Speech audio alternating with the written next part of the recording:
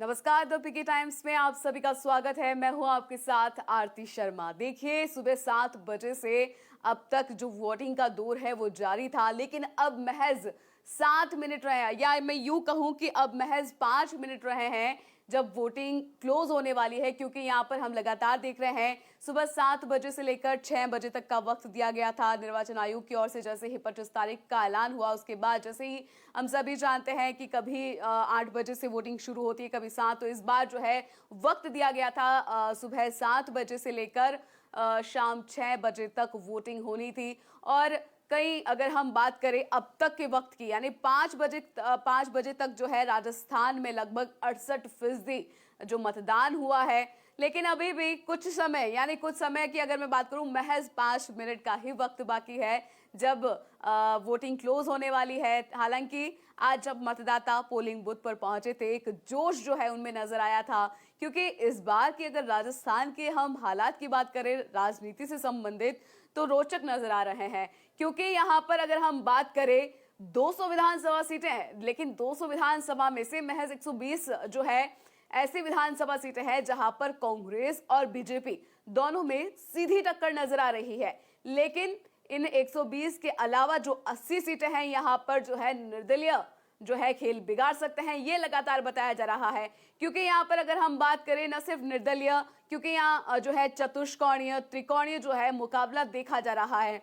68 ऐसी सीटें हैं 80 में से जहां पर त्रिकोणीय मुकाबला है, तो कुछ जो 12 सीटें हैं वहां पर चतुष्कोणीय मुकाबला देखा जा रहा है। और जो 120 सीटें हम आपको बता रहे हैं, वो कांग्रेस और बीजेपी सीधी टक्कर जो है राजस्थान में देखने को मिल रही है। देखिए, अपने आप में बेहद रोचक मुकाबला राजस्थान में इस बार देखा जा रहा है। नहीं कहा जा सकता कि आखिर कौन सी पार्टी जो है इस बार भारी मतों से विजयी होती है, लेकिन चूंकि हम सभी जानते हैं बढ़ चढ़कर आज मतदाताओं ने हिस्सा लिया है, तो उम्मीद करते हैं एक अच्छे कैंडिडेट का उन्होंने चुनाव करते हुए आज अपना जो मत का है वो प्रयोग किया है। इसी के साथ तमाम दिग्गज नेता पहुंचे, अपने मत का उन्होंने प्रयोग किया। सुबह से ही जो है सिलसिला जारी था कई बड़े नेताओं के पहुंचने का। और देखिए, शाम के लगभग 6 बजने ही वाले। अगर मैं बात करूं, यहाँ पर देखिए, मैं लगातार वक्त को भी देखती जा रही हूं, क्योंकि देखिए 3 मिनट का जो समय है वो शेष बचा है। और क्या कुछ होने वाला है इन 3 मिनट में भी।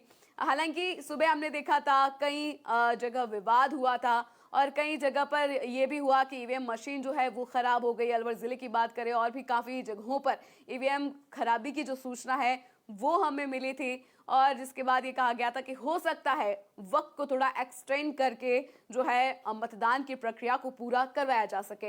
देखिए, एक रोचक तथ्य ये भी सामने आता है कि जब 1998 में चुनाव हुए थे, 2003 की अगर हम बात करें, 2008 की बात करें, 2018 की बात करें, यानी अब तक की अगर हम कार्यकाल की अगर हम बात करें, 98 से लेकर 3, 3 से लेकर 8 और 8 से लेकर 13 और 13 से लेकर 18 तक, तो रोचक तथ्य सामने ये आता है कि जब भाजपा की सरकार थी तब तो जो मतदान का जो आंकड़ा रहा वो काफी ठीक था।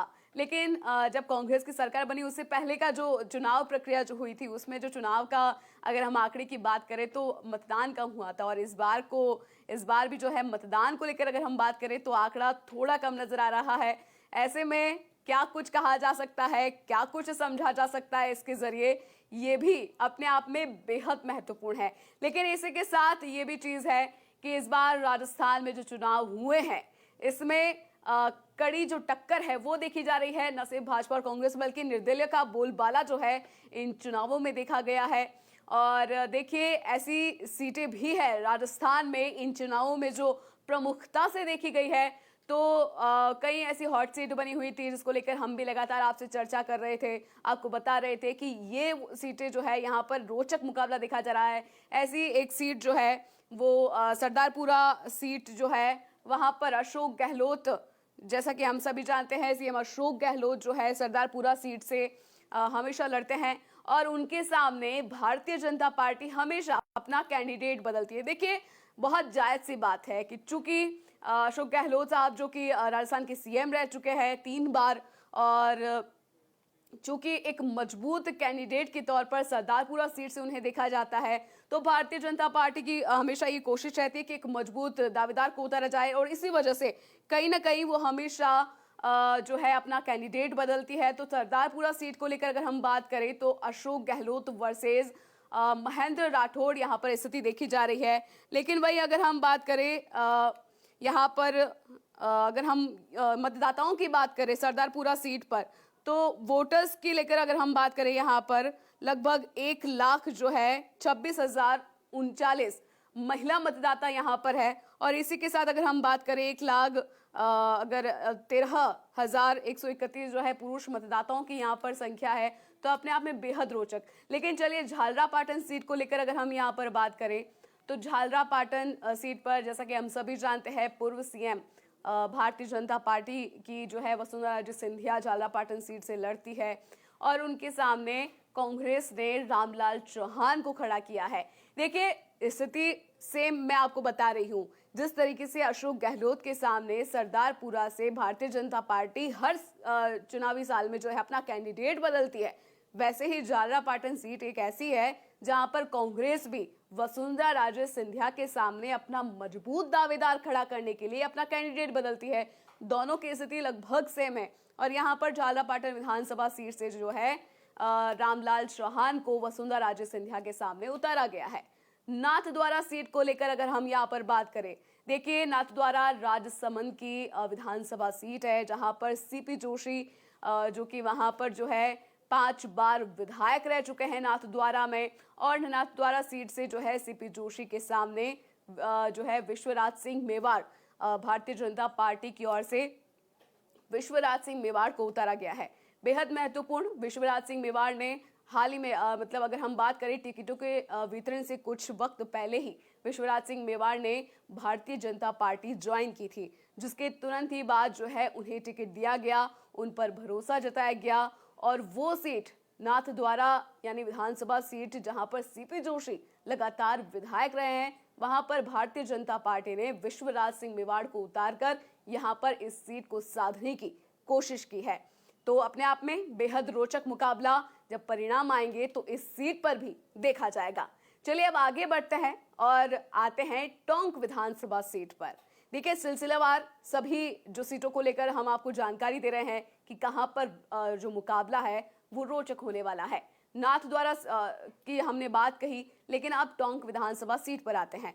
टोंक विधानसभा सीट से हम जैसा कि जानते हैं काफी वक्त बाद जैसा कि कांग्रेस पार्टी हमेशा वहां पर मुस्लिम दावेदार को उतारती थी, लेकिन जिस तरीके से बड़ी मेहनत पार्टी के लिए एक देखी सचिन पायलट की, जिसके बाद अगर हम बात करें कि सचिन पायलट को टोंक विधानसभा सीट से उतारा गया, तो सचिन पायलट के अगर हम पूर्व की बात करें, इतिहास को लेकर बात करें, तो वो जो है दौसा से सांसद रह चुके हैं, अजमेर से रह चुके हैं और इसी के बाद जो है हमने देखा था कि एक मंत्री पद उन्हें मिला था, पूर्व उप मुख्यमंत्री रह चुके हैं और एक भरोसा फिर से पार्टी ने जताते हुए उनमें टोंक विधानसभा सीट से जो है फिर से दावेदारी पेश करने के लिए उतारा है। लेकिन उनके वर्सेज अगर हम बात करें अजीत सिंह मेहता, देखिए टोंक विधानसभा सीट भी कांटे की टक्कर नजर आ रही है और नजर आनी जायज भी है। यहाँ पर गुर्जर वोटर्स को साधने के लिए भारतीय जनता पार्टी की ओर से चुनाव प्रभारी जो है रमेश बिधुड़ी को उतारा गया और यहाँ पर आकर जो यहाँ पर वोटों को साधने की कोशिश जो है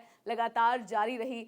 वहीं अगर हम बात करें टोंक विधानसभा सीट की, तो यहाँ पर मुस्लिम वोटर्स की संख्या ज़्यादा है, गुर्जर वोटर्स की संख्या ज़्यादा है। ऐसे में बड़ी अगर हम बात करें 2018 की तरह सचिन पायलट के लिए 2023 की जो राह है वो आसान नहीं थी, क्योंकि अजीत सिंह मेहता जो है सचिन पायलट को सीधी टक्कर देते हुए यहाँ नजर आ रहे हैं। और एक यहाँ पर जो है वोटों के साधने को लेकर अगर हम यहाँ पर बात करें, तो चूंकि हम सभी जानते हैं रमेश बिधुड़ी को चुनाव प्रभारी बनाया गया था, तो काफ़ी हद तक मेहनत जो है उनकी तरफ से भी की गई। लेकिन खैर ये वक्त बताएगा। लेकिन ये चूंकि इसलिए रोचक है क्योंकि यहाँ पर इस बार का चुनाव अपने आप में बहुत कुछ कहता है, कड़ी टक्कर यहाँ पर देखी जा रही है, इसलिए जो सीट है वो हॉट सीट कही जा रही है। चलिए आगे बढ़ते हैं और आपको बताते हैं अगली कौन सी सीट है। तारानगर, चूरू की तारानगर विधानसभा जो सीट है वहां पर राजेंद्र राठौड़ को इस बार भारतीय जनता पार्टी ने खड़ा किया है और उनके सामने अगर हम बात करें कांग्रेस की तरफ से नरेंद्र बुढ़ानिया को वहां पर दावेदारी पेश करने के लिए भेजा है। देखिए हम सबसे पहले आपको बताते हैं राजेंद्र राठौड़ जैसा कि हम सभी जानते हैं 7 बार विधायक रहे हैं, चूरू विधानसभा सीट से, लेकिन इस बार भारतीय जनता पार्टी की ओर से तारानगर विधानसभा सीट से उन्हें उतारा गया है। और राजेंद्र राठौड़ के सामने जो नरेंद्र बुढ़ानिया है, अपने आप में वो भी जो है मजबूत कैंडिडेट बताए जा रहे हैं, इसलिए बहुत इंपॉर्टेंट ये जो है सीट है, बहुत हॉट सीट जो है वो कही जा रही है। राजेंद्र राठौड़ को लेकर अगर हम बात करें, एक बड़ा उनका राजनीतिक इतिहास भी रहा है और मुख्यमंत्री के दावेदार के तौर पर जो है उन्हें देखा जा रहा है। लेकिन सबसे बड़ी बात ये भी कि ये हॉट सीट इसलिए भी कही जा रही है क्योंकि यहाँ पर उनके लिए उनकी विधानसभा सीट को बदला गया है। हमेशा चूरू विधानसभा सीट से वो लड़ते हैं, लेकिन इस बार तारानगर विधानसभा सीट जो कि चूरू की ही विधानसभा सीट है, वहां से उन्हें उतारा गया है और इस बार का मुकाबला बेहद रोचक यहाँ पर रहने वाला है। खबर लगातार हम आपको पहुंचा रहे हैं। देखिए, हम आपसे लगातार इसको लेकर जानकारी आपको दे रहे हैं कि कौन कौन सी हॉट सीट कही जा रही है, लेकिन इसी बीच आपको ये भी जानकारी दे दूं कि 6:05 हो चुके हैं और अगर हम बात करें यहाँ पर वोटिंग का जो सिलसिला है वो थम चुका है। लेकिन ऐसे में जो कई, अगर हम बात करें यहाँ पर कई जो बुजुर्ग है या युवा है, आज बड़े जोश के साथ पोलिंग बूथ पर पहुंचे थे और अपने मत का प्रयोग करते हुए उन्होंने वोट दिया। हालांकि छिटपुट खबरें भी आई, कई विवाद को लेकर आई, कहीं में किसी में जो है कई लोगों में झड़प हुई, लेकिन उन सब को शांत करवाते हुए प्रशासन ने वोटिंग की प्रक्रिया को आगे शुरू किया ताकि देरी ना हो और ज़्यादा से ज़्यादा मतदान जो है सभी लोग कर सके। और प्रदेश में मतदान की जो प्रक्रिया है वो संपन्न हो चुकी है। द पीके टाइम्स देखिए, जब सुबह मतदान की प्रक्रिया शुरू हुई थी, पहला वोट पड़ा था, द पीके टाइम्स ने सबसे पहले जो है आपके साथ लाइव आकर आपको सबसे पहले इसकी जानकारी दी थी। और देखिए, अब जब संपन्न हो चुके हैं, मतदान की प्रक्रिया थम चुकी है, तब भी द पीके टाइम्स तमाम दर्शकों के साथ जुड़कर इसकी जानकारी दे रहा है। और अब तक की अगर हम बात करें, देखिए 5 बजे तक के आंकड़े की अगर हम बात करें यहाँ पर, तो 68% मतदान हुआ था। हालांकि देखा जाए तो यहाँ पर हो सकता है कि 2018 के मुकाबले इस बार का जो आंकड़ा है वो कम नजर आए, लेकिन इसी के साथ राजस्थान को वाकई इस बात की शुभकामनाएं कि आज शांतिपूर्वक जो है मतदान की प्रक्रिया पूरी हो चुकी है और अपने आप में बेहद महत्वपूर्ण कि आज न सिर्फ बल्कि जिस तरीके से प्रशासन ने इसको लेकर सहयोग किया, वहीं प्रशासन का तो सहयोग था ही इसमें, लेकिन यहाँ पर जैसा कि हमने देखा कि जनता ने भी बढ़ चढ़कर वोटिंग करते हुए यहाँ पर सहयोग किया और चुनाव जो है संपन्न हुए हैं। तो शुभकामनाएं पूरे राजस्थान को, द पीके टाइम्स आपको शुभकामनाएं देता है। देखिए, अब इंतजार रहेगा 3 दिसंबर का कि आखिर क्या चुनाव की तारीख तय करती है। चलिए हम फिर से अपने मुद्दे पर आते हैं। हम आपको बता रहे थे कि हॉट सीट कौन कौन सी कही जा सकती है, उसको लेकर आपको जानकारी देते हैं। तारानगर को लेकर हमने बातचीत कर ली। चलिए अब लक्ष्मणगढ़ पर आते हैं। लक्ष्मणगढ़ विधानसभा वो सीट है जहां पर गोविंद सिंह डोटासरा जो है वो वहां कांग्रेस की ओर से उतारे गए और सभी जानते हैं पीसीसी चीफ जो है गोविंद सिंह डोटासरा, कई महत्वपूर्ण पदों की उन्होंने जिम्मेदारी निभाई है और गोविंद सिंह डोटासरा जो है पीसीसी चीफ थे, लेकिन इस बार फिर से जो है लक्ष्मणगढ़ से पार्टी की ओर से भरोसा जताते हुए उन्हें वहां पर दावेदार के तौर पर पेश किया है। लेकिन सबसे महत्वपूर्ण बात कि आखिर इसके पीछे की वजह क्या है कि लक्ष्मणगढ़ विधानसभा जो सीट है वो बेहद रोचक है अपने आप में। सुभाष महरिया जो कि कांग्रेस में थे, लेकिन जब उन्हें टिकट जो नहीं मिला या इस तरह की जब खबर आई तो सुभाष महरिया को भारतीय जनता पार्टी की ओर से जो है लक्ष्मणगढ़ विधानसभा सीट से गोविंद सिंह डोटासरा के सामने उतारा गया। तो इस वजह से भी ये टक्कर जो है कांटे की मानी जा रही है और अपने आप में बेहद महत्वपूर्ण कि आखिर इस विधानसभा सीट का जो नतीजा है वो क्या होता है। चलिए अब आगे बढ़ते हैं, आपको बताते हैं कि आगे की कौन सी वो जो विधानसभा सीट है वो अपने आप में बेहद रोचक कही जा रही है। जयपुर की विद्याधर नगर विधानसभा सीट हम सभी जानते हैं, जैसा कि विद्याधर नगर से नरपत सिंह राजवी जो है वो यहाँ पर विधायक के तौर पर नजर आ चुके हैं। पार्टी ने उन पर भरोसा जताते हुए उन्हें टिकट दिया था, लेकिन इस बार के 2023 के विधानसभा चुनावों में राजसमंद से सांसद दिया कुमारी को जो है इस बार टिकट मिला, जिसके बाद नरपत सिंह राजवी काफी खफा हुए थे। पार्टी की ओर से उन्हें मनाने की कोशिश की गई थी, एक बयान भी उन्होंने दिया था, जिसके बाद काफी विवाद भी हुआ और हालांकि जब दिया कुमारी से पूछा गया, जैसे ही उन्हें टिकट मिला खुश वो नजर आ रही थी, लेकिन चुनौती भी थी उनके सामने। एक ऐसी विधानसभा सीट उन्हें मिली है, एक ऐसी जगह मिली है जहां लोगों का दिल जीतकर वहां पर जीत हासिल करनी जरूरी है। जब बयान दिया गया था नरपत सिंह राजवी की ओर से, तब दिया कुमारी ने भी पलटवार किया था। हालांकि पार्टी की ओर से अगर भारतीय जनता पार्टी को लेकर हम बात करें तो इस बार जिस तरीके से टिकटों का वितरण हुआ, जिसके बाद एक गहमा गहमी का माहौल पार्टी में जरूर बना, लेकिन डैमेज कंट्रोल के लिए कमेटी बनाई गई। हालांकि उसके बाद की तस्वीर आप सभी जानते हैं, लेकिन ये सीट जो है उसके बाद से हॉट सीट कही जाने लगी। और अगर हम यहाँ से विद्याधर नगर से कांग्रेस की तरफ से कैंडिडेट की बात करें तो यहाँ पर सीताराम अग्रवाल को दिया कुमारी के सामने उतारा गया है। तो बेहद रोचक मुकाबला, क्योंकि सीताराम अग्रवाल भी एक मजबूत कैंडिडेट यहाँ से माने जा रहे हैं। लेकिन देखते हैं क्या कुछ होता है। चलिए आगे बढ़ते हैं, आगे आपको बताते हैं कौन सी विधानसभा सीट जो है वो अपने आप में बेहद रोचक मानी जा रही है। झोटवाड़ा से राज्यवर्धन सिंह राठौड़। देखिए एक मुख्य, अगर हम बात करें एक प्रसिद्ध खिलाड़ी के तौर पर राज्यवर्धन सिंह राठौड़ को हमने देखा है और सांसद वो रह चुके हैं। और जिस तरीके से हमने देखा था कि भारतीय जनता पार्टी की ओर से अपनी पहली सूची जब जारी की गई थी, जिसमें 6 लोकसभा सांसद और 1 राज्यसभा सांसद को उतारा गया था, जिसके बाद उनमें एक नाम शामिल ये भी था राज्यवर्धन सिंह राठौड़। लेकिन झोटवाड़ा विधानसभा सीट राजपाल सिंह शेखावत, जैसा कि वो विधायक थे वहां पर, लेकिन जैसे ही राज्यवर्धन सिंह राठौड़ के नाम का ऐलान हुआ वहां पर, तो वो वसुंधरा राजे खेमे के, हालांकि जो है राजपाल सिंह शेखावत माने जाते हैं, तो वो तुरंत जो है वसुंधरा राजे के पास पहुंचे थे, जिसके बाद कहीं ना कहीं जो है समझाने की कोशिश उन्हें की गई थी, पार्टी की ओर से उन्हें मनाने की कोशिश की गई थी। लेकिन फिर जिस तरीके के माहौल बने उसके बाद हालांकि राज्यवर्धन सिंह राठौड़ को इसका जो है उनकी गाड़ी पर जो है पथराव भी किया गया था, एक हल्ला जो है वो भी देखने को मिला था। लेकिन काफ़ी हालातों के बाद पार्टी ने ये इसका टिकट जो है बदलने से इनकार किया था, क्योंकि टिकट जो है फिर से नरपत, अगर हम बात करें राजपाल सिंह शेखावत को देने को लेकर बात कही जा रही थी, लेकिन ऐसा नहीं हुआ। पार्टी अपने फैसले पर अडिग रही और वहां पर कांग्रेस की तरफ से अभिषेक चौधरी जो है वो नजर आए। तो झोटवाड़ा विधानसभा सीट जो है अपने आप में बेहद रोचक जो है इस बार के विधानसभा चुनावों में कही जा रही है। चलिए आगे बढ़ते हैं, आपको बताते हैं और कौन सी सीट। आगे हम आपको बताते हैं सवाई माधोपुर से डॉक्टर किरोड़ी लाल मीणा, जो कि उन्हें वहां पर सवाई माधोपुर से इस बार के विधानसभा चुनावों में उतारा गया है। वहीं कांग्रेस की तरफ से अगर हम बात करें तो दानिश अबरार को इस बार चुनावी मैदान में उतारा गया है। तो ये इसलिए भी विधानसभा सीट जो है अपने आप में बेहद रोचक जो है बनी हुई है।